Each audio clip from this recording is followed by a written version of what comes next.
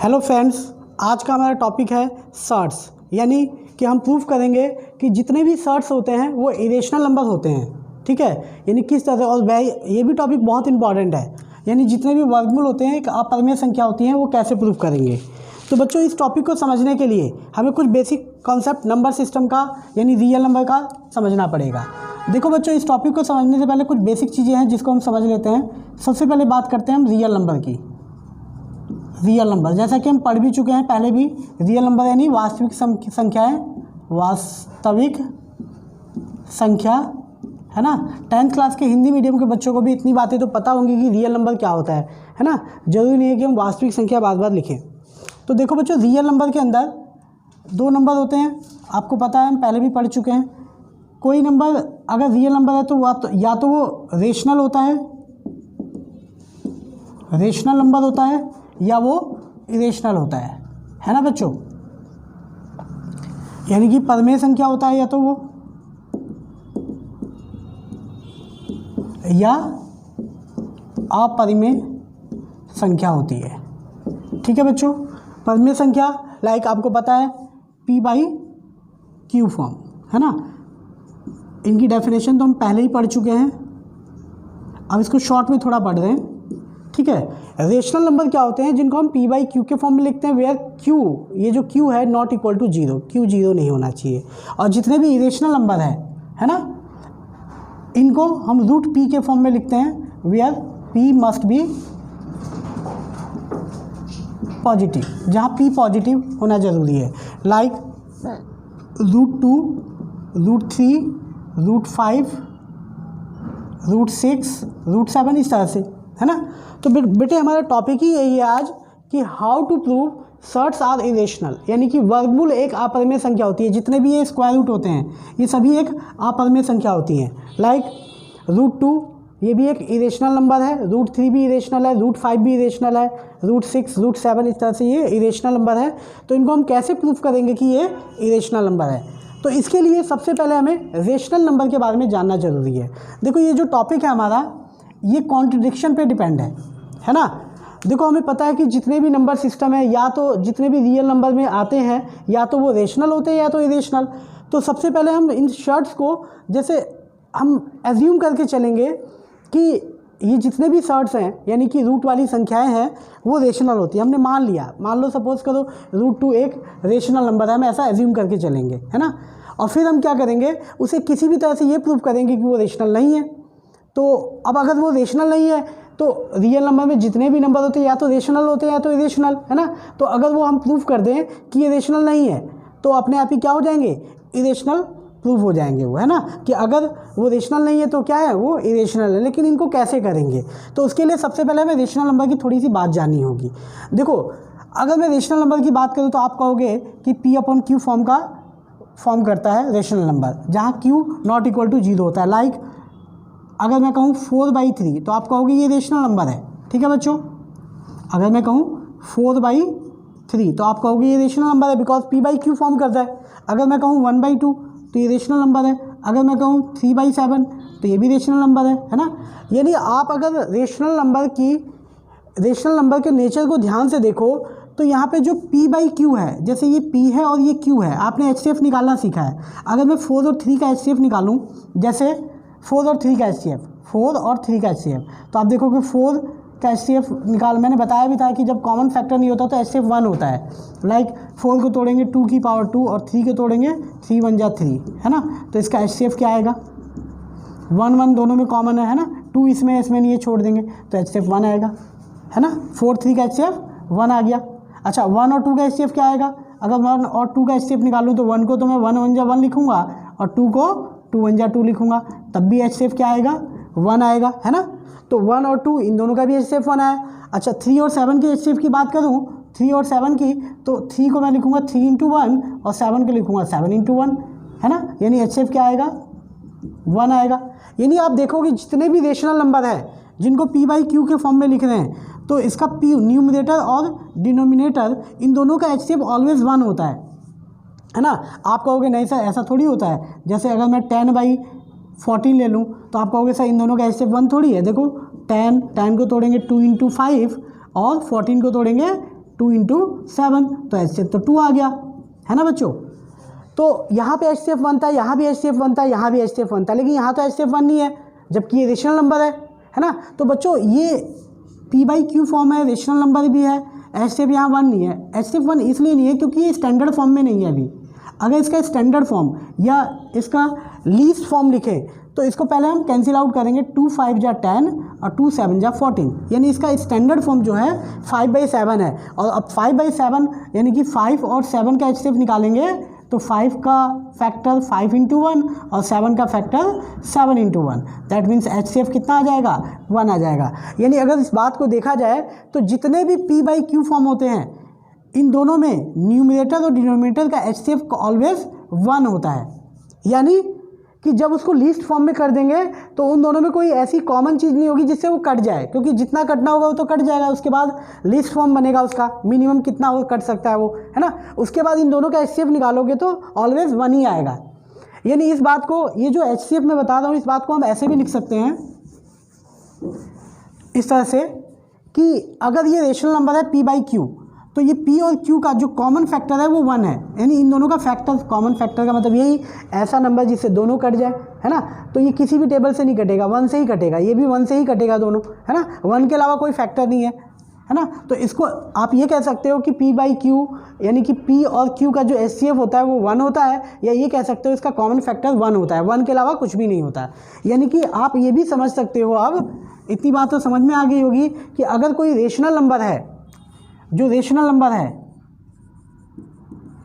Rational number यानी परमेय संख्या, जितनी भी परमेय संख्या रेशनल नंबर है इनका अगर परमेय संख्या P/Q है तो HCF of P and Q is always 1, है ना बच्चों। अगर कोई रेशनल नंबर P/Q फॉर्म में है तो HCF of P and Q is always 1, है ना। इन दोनों का HCF क्या होगा, 1 होगा। इसी कॉन्सेप्ट में हम इरेशनल नंबर प्रूफ करेंगे, इसलिए ये बात समझाई जा रही है आपको कि अगर कोई रेशनल नंबर है तो उसका P/Q फॉर्म यानी P और Q का जो HCF होता है ऑलवेज 1 होता है, 1 के अलावा कुछ नहीं हो सकता कभी भी, है ना। तो अब देखो क्या, इसी कॉन्सेप्ट पे हम इरेशनल नंबर को समझेंगे। अब जैसे हमें मान लो किसी शर्ट्स को उठाया हमने, हमें प्रूफ करना है कि √2 क्या है, इरेशनल नंबर है ना। तो हम किसी भी तरह से कैसे प्रूफ करना है ये मैं बताऊंगा, लेकिन हम किसी भी तरह से सबसे पहले इसको लेट कर लें कि ये एक रेशनल नंबर है। पहला स्टेप कि ये एक रेशनल नंबर है, हमने लेट कर लिया कि भाई √2 जो एक रेशनल है, थोड़ी देख लिए, इमेजिन किया, मान लिया कि ये एक रेशनल नंबर है। तो रेशनल नंबर है तो इसका फॉर्म क्या होगा, P/Q फॉर्म होगा, है ना भाई, P/Q होगा। और यहाँ HCF of P and Q वो क्या होगा, 1 होगा, है ना। P और Q का HCF क्या होगा, 1 होगा। फिर हमने एज्यूम कर लिया कि ये रेशनल है और P और Q का HCF 1 है। अब इसके बाद हम ये प्रूफ करेंगे कि नहीं, इन दोनों का HCF 1 नहीं है। कैसे भी ये प्रूफ करेंगे कि P और Q का HCF 1 नहीं है, इसका 1 के अलावा और भी कोई फैक्टर है। तो ये बात प्रूफ हो जाएगी कि अगर हमने देखा ना कि P और Q का जो HCF होता है वो 1 होता है, और ये बात प्रूफ हो गई कि इनका HCF 1 नहीं है ना। तो इसका मतलब वो रेशनल नहीं है। रेशनल नहीं है तो ये कॉन्ट्रडिक्शन हो जाएगा इस बात का कि ये रेशनल नहीं है तो इरेशनल ही होगा, है ना। तो इस तरह से कुछ कॉन्सेप्ट यूज़ करेंगे जिसे हम ध्यान से समझेंगे। अब देखो बच्चों, इसी को मैं क्वेश्चन में अप्लाई करके दिखा रहा हूँ कि किस तरह से अप्लाई करेंगे, ठीक है बच्चों। और ये क्वेश्चन बहुत इंपॉर्टेंट है, एग्जाम में हमेशा आता है ना। देखते हैं, क्वेश्चन लेते हैं। क्वेश्चन ये है, prove that √2 is an irrational number, यानी सिद्ध करो कि √2 एक अपरिमेय संख्या है।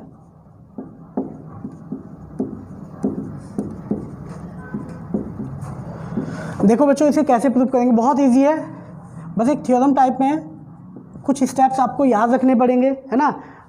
जबकि बल्कि मैं सारी चीज़ें तो बता चुका हूँ इसकी कि किस तरह से प्रूफ करना है, ठीक है। लेकिन स्टेप आपको थोड़ा सा लर्न करना पड़ेगा, ठीक है। जैसे हमें प्रूफ करना है कि proof that √2 is an irrational number, तो इसको देखो प्रूफ करने के लिए सबसे पहले हम लेट कर लेंगे, पहले एज्यूम कर लेंगे कि √2 इज अ रेशनल नंबर। ये बात हमने एज्यूम कर ली, हमने मान लिया कि थोड़ी देर के लिए मान लिया कि √2 जो है क्या है, एक रेशनल नंबर है ना, यानी कि माना √2 एक परिमेय संख्या है। सबसे पहला स्टेप हमें एज्यूम करना है कि √2 एक रेशनल नंबर है। अब अगर देखो बच्चे, अगर √2 एक हमने एज्यूम किया कि ये एक रेशनल है, तो दैट मीन्स कि जो √2 है वो a/b का फॉर्म करेगा, या p/q या कुछ भी लिख सकते हो इस तरह से। यानी कि अगर √2 रेशनल नंबर है तो √2 = a/b होगा, है ना। एज्यूम किया हमने ये कि √2 एक रेशनल नंबर है। अगर √2 रेशनल है तो ये किसके इक्वल होगा, a/b के फॉर्म में होगा। और यहाँ पर where HCF of a and b is 1। अब ये कह सकते हो है ना कि अगर √2 एक रेशनल है तो ये इक्वल होगा a/b के फॉर्म में, और a और b का HCF क्या होगा, 1 होगा। मतलब इन दोनों में कोई कॉमन फैक्टर नहीं होगा, ये दोनों सिर्फ एक से घटेंगे और किसी से नहीं घटेंगे, है ना बच्चों। अब देखो क्या हमने एज्यूम कर लिया, अब ये कंडीशन है हमारी कि ये एक रेशनल नंबर है। हमने एज्यूम किया कि √2 एक रेशनल नंबर है, यानी परिमेय संख्या है, तो √2 = a/b। अब इसको थोड़ा सा सॉल्व करेंगे इस कंडीशन को, है ना। तो हम क्या करेंगे, स्क्वायरिंग बोथ साइड, दोनों तरफ स्क्वायर करेंगे, तो √2 का स्क्वायर और ये a/b का स्क्वायर, ठीक है बच्चों। तो √2 का स्क्वायर 2 और ये हो जाएगा a²/b², है ना। अब इसका क्रॉस मल्टीप्लाई कर लें हम, तो ये हो जाएगा 2b² = a², ठीक है बच्चों। अब यहाँ पर देखो ध्यान से समझने वाली बात है कि इस 2 को अगर मैं इसके डिवाइड में ले जाऊँ तो इसका मतलब ये होता है कि जो कहीं अगर a²/2, देखो a²/2 लिखा है, इसका मतलब a² is divisible bye 2। a जो है 2 का डिविजिबल है, मतलब कि जो a है 2 से कट रहा है। यानी अगर a² 2 से कट रहा है, इसका मतलब जैसे ये 4/2 होगा तभी 2 से कटेगा, या 6/2 होगा, या 8/2 होगा, या 10/2 होगा, है ना। अब a² 2 से डिविजिबल है, इसका मतलब ऐसा कुछ होगा। यानी यहाँ जो a² है इसके डिवाइड में 2 आ रहा है, इसका मतलब a² जो है 2 का डिविजिबल है। यानी इसको हम ऐसे लिखते हैं कि a² इज डिविजिबल बाय 2। इसको लिखने का स्टैंडर्ड फॉर्म है कि a² देखना, सबसे पहले ये देखना है कि 2 किसके डिवाइड में आ रहा है ना। इधर मल्टीप्लाई में तो 2 a के स्क्वायर के डिवाइड में जाएगा, इट मीन्स कि a² इज डिविजिबल बाय 2। अब अगर a² 2 का डिविजिबल है, जैसे सपोज करो यहाँ 4 का स्क्वायर है, अब ये 2 से कटेगा, है ना। तो अगर 4 का स्क्वायर 2 से कटेगा, a² 2 से डिविजिबल है, तो जो a है ये भी 2 का डिविजिबल होगा, ये भी तो 2 से कट जाएगा अगर स्क्वायर कट रहा होगा तो a²। तो देयरफॉर हम ये कहेंगे कि a² divisible by 2, therefore a is also divisible bye 2। इसका मतलब ये फर्स्ट इक्वेशन हमारी बन गई। हमने ये बात प्रूफ कर दी कि जो a है इसका ऊपर है ये 2 का डिविजिबल है, 2 का डिविजिबल कह लो, यानी 2 से डिवाइड हो रहा है ना बच्चों। तो अब जैसे कि मैंने आपको बता रखा है कि अगर कोई नंबर 2 का डिविजिबल है या 2 का मल्टीपल है, अगर a कोई नंबर है 2 का डिविजिबल है तो वो 2p का फॉर्म करता है ना। हमने लास्ट वीडियो में ये पढ़ी होगी बात, है ना, आप देख सकते हो उसको। तो अगर कोई नंबर 2 का डिविजिबल है तो उसको 2p का फॉर्म कहते हैं। तो यहाँ पे ये बात प्रूफ हो गई कि जो a है वो 2 का डिविजिबल है। इसका मतलब यहाँ जो a वैल्यू रखी गई है 2 का डिविजिबल है, यानी कि ये वैल्यू आपकी 4 हो सकती है, 6 हो सकती है, 8 हो सकती है, 10, क्योंकि ये 2 की डिविजिबल है ना। यानी कि ये और जितने भी ये नंबर हैं ऐसे 4, 6, 8 ये 2p का फॉर्म करते हैं। यानी यहाँ पे a की वैल्यू कुछ तो होगी, तो a 2 का डिविजिबल है, दैट मीन्स a जो होगा वो 2p को फॉर्म करेगा। ये एक वैल्यू हम लिखेंगे, ठीक है बच्चों। ऐसे ही अगर a 5 का डिविजिबल है तो यहाँ पे a = 5p होगा। अगर a 6 का डिविजिबल है तो a = 6p होगा, है ना बच्चों। तो सबसे पहला स्टेप तो इतनी सी बात है कि हम सबसे पहले √2 इज अ रेशनल नंबर, √2 को लेट कर लिया कि एक रेशनल नंबर है, परिमेय संख्या है। तो अगर ये √2 एक रेशनल नंबर है तो रेशनल नंबर क्या होता है, p/q फॉर्म होता है, यानी कि √2 = a/b या p/q, बात एक ही है ना। और मैंने ये बात भी बताई कि अगर ये रेशनल नंबर है a/b तो a और b का HCF क्या होगा, 1 होगा, मतलब ये 1 के अलावा किसी से नहीं कटेंगे, है ना। इसलिए लिखेंगे यहाँ पर HCF of a and b is 1। अब इसको सॉल्व करेंगे, स्क्वायरिंग बोथ साइड, दोनों तरफ स्क्वायर कर लिया, तो √2 का स्क्वायर 2 और ये ए स्क्वायर बाई बी स्क्वायर, दोनों का स्क्वायर कर लिया, क्रॉस मल्टीप्लाई किया तो 2b square equal to a square. अब देखो ये 2 इसके डिवाइड में जा रहा है, इसलिए हम कहेंगे कि A square is divisible by 2, therefore A is also divisible by 2। Means कि ए जो है 2 का डिविजिबल है। तो अगर ए 2 का डिविजिबल है तो ए की वैल्यू कुछ होगी, यहाँ पर ए जो है 2 का डिविजिबल है, तो इसका मतलब ये जो ए है वो कोई ना कोई वैल्यूज़ होगी, है ना, और वो वैल्यूज़ क्या होगी, 2p के फॉर्म में होगी, है ना, क्योंकि 2 का डिविजिबल है। तो ये एज्यूम कर लिया। इसके बाद अब इस a की वैल्यू को, ये जो हमने क्रॉस मल्टीप्लाई करके सॉल्व किया है, इसमें पुट कर देंगे। इसमें ये बेटा आपको ध्यान रखना है थोड़ा, है ना। तो अब हम इस इक्वेशन को लेते हैं 2b square equal to a square. इस इक्वेशन को अगेन लिख लेना है। अब यहाँ पर a की वैल्यू पुट कर देनी है, put a equal to 2p। तो a की जगह हम क्या रख देंगे, 2p रख देंगे। तो 2b square equal to a की जगह 2p, इसका स्क्वायर, तो 2b square equal to 4p square, है ना, 2 टू जा 4p स्क्वायर। अब देखो ये 2 से कट जाएगा, 2 1 जा 2, 2 टू जा 4, यानी कि b square equal to 2p square. अब बच्चों जैसे यहाँ पे हमने देखा था ये 2a स्क्वायर के डिवाइड में जा रहा है, अब 2 इधर बना है और ये 2 किसके डिवाइड में जा रहा है, b स्क्वायर के। इट मीन्स कि b square is divisible bye 2, that means b is also divisible bye 2, that is second equation. देखो बच्चे, अब फर्स्ट इक्वेशन से हमें पता चलता है कि ये 2 से डिविजिबल है, मतलब ये 2 से डिवाइड हो रहा है, और ये भी 2 से डिवाइड हो रहा है सेकंड इक्वेशन में, है ना। दैट मीन्स दोनों का स्टेप 1 नहीं है, कुछ और है। यानी अब इन इक्वेशन फर्स्ट और सेकंड से हमें ये बात पता चलती है कि ए और बी का जो HCF है वो 1 नहीं है ना। देयरफॉर हम ये कह सकते हैं कि ये रेशनल नंबर नहीं है। बस यही कॉन्ट्रडिक्शन है कि ये रेशनल नंबर नहीं है, देयरफॉर ये इरेशनल नंबर है। तो इसी स्टेटमेंट को हमें इस तरह से लिखना पड़ेगा एग्जाम में, और ये एग्जाम में नहीं लिखोगे तो मार्क्स नहीं मिलेंगे बच्चे। तो इसको लिखना जरूरी है यहाँ पर, from equation first and second, यानी समीकरण 1 और 2 से क्या पता चलता है हमें कि A और B, A and B have the common factor 2। A और B का एक कॉमन फैक्टर 2 है, यानी कि A तथा B का उभयनिष्ठ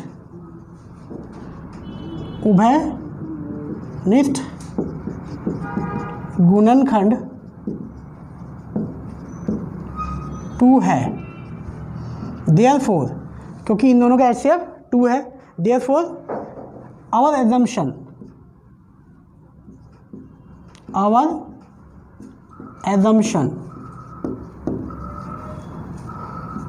that root 2 is a rational is wrong।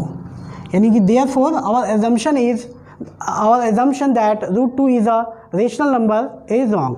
यानी हमारा मानना, क्योंकि इन दोनों का HCF A और B का HCF 2 आ गया है ना, तो हमें रेशनल नंबर की डेफिनेशन पता है कि अगर A और B, A by B rational number है तो उनका HCF 1 होता है। लेकिन यहाँ पे हमने प्रूफ कर दिया कि A और B का गुणनखंड 2 है, इसलिए our assumption that root 2 is a rational number is wrong। ठीक है, यानी कि इसको हिंदी में लिखेंगे, हमारा कथन कि रूट 2 एक परमेय संख्या है असत्य है या गलत है, असत्य है। अतः देयरफॉर हम कह सकते हैं कि root 2 is an irrational number,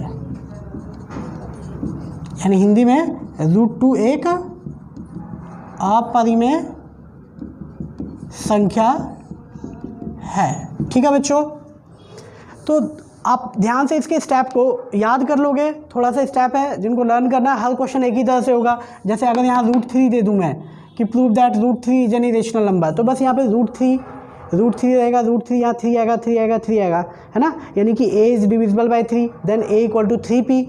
same अब इस 3p यहाँ पे 3p रख देंगे तो 9p स्क्वायर कट के वही सेम वैसी यहाँ भी 3 का डिविजिबल आ जाएगा और ऐसे ही हो जाएगा। ठीक है, जैसे एक क्वेश्चन और करते हैं तो क्लियर हो जाएगा, है ना। और बच्चे सबसे इंपॉर्टेंट बात ये है कि ये स्टेटमेंट अगर नहीं लिखोगे तो आपको मार्क्स नहीं मिलेंगे। ये स्टेटमेंट जरूरी है बिल्कुल ऐसे ही, या इसको अपनी लैंग्वेज में बना के लिख सकते हो आप। लेकिन तरीके से लिखना है थोड़ा, ठीक है बच्चों। एक क्वेश्चन और करते हैं इसके ऊपर, जिससे आपको ये बात क्लियर हो जाएगी थोड़ी। लाइक अब ये स्टेटमेंट मैं रफ नहीं कर रहा, ये ऐसे ही रहेगा स्टेटमेंट, बस √2 की जगह जो भी वैल्यूज़ होगी वो आ जाएगा। जैसे सपोज करो सेकंड क्वेश्चन √3 ले लेते हैं या √5 ले लेते हैं, ठीक है, √5 है ना। तो prove that √5 is an irrational number. Same thing, बस मैं दोबारा आपको रिपीट करके दिखा दे रहा हूँ कि कैसे स्टेप्स हैं। सबसे पहले हमें प्रूव करना है कि ये एक इरेशनल नंबर है, तो यहाँ कॉन्ट्रडिक्शन हम यूज़ करेंगे, हम लेट करेंगे, let √5 is a rational number, यानी कि माना √5 एक परिमेय संख्या है। हमने एज्यूम कर लिया कि ये एक परिमेय संख्या है, रेशनल नंबर है। तो अगर √5 एक रेशनल नंबर है, यानी अगर √5 रेशनल नंबर है, देन √5 क्या होगा, a/b फॉर्म करेगा या p/q फॉर्म करेगा, where HCF of a and b is 1, है ना बच्चों। ये बात लिखनी जरूरी है। √5 एक इरेशनल नंबर है, रेशनल नंबर है, therefore √5 equal to a/b form करेगा, है ना। अगर ये रेशनल है तो a/b के फॉर्म में होगा, जहाँ पर a और b का HCF क्या होगा, 1 होगा, है ना। अब इसको सॉल्व कर लेंगे, स्क्वायरिंग बोथ साइड दोनों तरफ स्क्वायर करेंगे, तो इधर स्क्वायर करेंगे √5 का स्क्वायर और इधर a/b का स्क्वायर, दैट मीन्स √5 का स्क्वायर 5 और इधर a²/b²। अब क्रॉस मल्टीप्लाई करके सॉल्व कर लेंगे, तो ये हो जाएगा 5b² इक्वल टू a²। बिल्कुल सेम स्टेप है। अब देखो ये 5 क्या है, a² के डिवाइड में आ रहा है, दैट मीन्स कि a² is divisible by 5। a² जो है 5 का डिविजिबल है, that means a is also divisible by 5। ये फर्स्ट इक्वेशन, यानी कि हमने ये प्रूफ कर दिया कि जो a है वो 5 का डिविजिबल है। दैट मीन्स a अगर 5 का डिविजिबल है, therefore a equal to 5p होगा, है ना। तो ये पहला स्टेप हो गया आपका कि a आपका 5 का डिविजिबल है, और अगर ये 5 का डिविजिबल है a, तो ये 5p का फॉर्म होगा, यानी यहाँ पे जो वैल्यू होगी वो 5p के फॉर्म में होगी। अब इस वैल्यूज़ को यहाँ रख देंगे, ये जो सॉल्व किया ना हमने क्रॉस मल्टीप्लाई, यहाँ रखेंगे। तो इस इक्वेशन को अगेन उठाएंगे, इसको 5b² इक्वल टू a²। अब put a equal to 5p, a की जगह 5p रखेंगे, तो 5b² इक्वल टू a की जगह 5p का स्क्वायर, तो ये 5b² देन 25p² हो जाएगा, ये है ना, 5 का स्क्वायर 25, 5 5 जा 25, तो ये आ गया b² इक्वल टू 5p²। अब देखो 5b² के डिवाइड में आ रहा है, तो b² is divisible by 5, then b is also divisible by 5, that is second equation, है ना। अब 1 और 2 फर्स्ट और सेकंड इक्वेशन से हमें ये पता चलता है कि a और b का कॉमन फैक्टर 5 है, दोनों 5 से डिवाइड हो रहे हैं, है ना। तो from equation first and second a and b have the common factor 5, common factor 5, यानी a और b का उभयनिष्ठ गुणनखंड 5 है। Therefore our assumption that √5 is a rational number is wrong. हमारा कथन कि √5 एक परिमेय संख्या है, असत्य है ना। देयरफॉर हम कह सकते हैं √5 इज एन इरेशनल नंबर, यानी √5 एक अपरिमेय संख्या है, ठीक है बच्चों, है ना। तो इस तरह से आपको क्वेश्चन करना है, कुछ आप क्वेश्चन कर लेना है इसके ऊपर, लाइक आप अभी दे देता हूँ क्वेश्चन कुछ, और आप इसके ऊपर प्रैक्टिस कर लेना, है ना, तभी नेक्स्ट वीडियो में आपको कुछ समझ में आएगा। तो क्वेश्चन क्या है, जैसे 1-2 क्वेश्चन लिख देता हूँ, इनको प्रूफ कर लेना। Prove that the followings are irrational. Number 1 √2 कर लेना, नंबर 2 √3 कर लेना, नंबर 3 √5 कर लेना, नंबर 4 √6 कर लो, 5 √7 कर लो, इस तरह से, है ना बच्चों। तो ये बात आपको क्लियर हो गई कि किस तरह से हम ये प्रूफ करेंगे कि जो सर्ट्स हैं वो इरेशनल नंबर होते हैं, है ना। तो इन क्वेश्चनों को बच्चे आप सही से प्रैक्टिस कर लोगे, है ना। ये प्रैक्टिस कर लोगे तो आपको बिल्कुल क्लियर हो जाएगा, और ये 4 मार्क्स का क्वेश्चन आता है, ठीक है बच्चों। Okay, best of luck.